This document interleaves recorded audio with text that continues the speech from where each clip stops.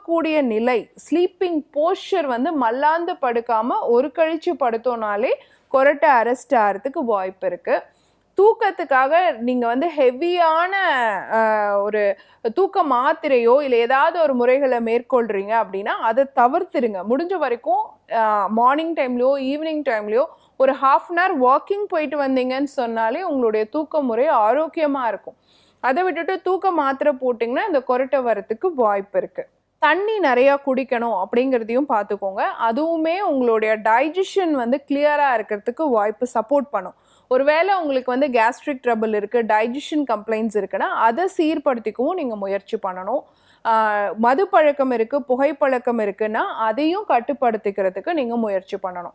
So இத்தனை விஷயங்கள் இருக்குது நீங்கள் வந்து கொரட்டையை கண்ட்ரோல் பண்ணிக்கிறதுக்கு.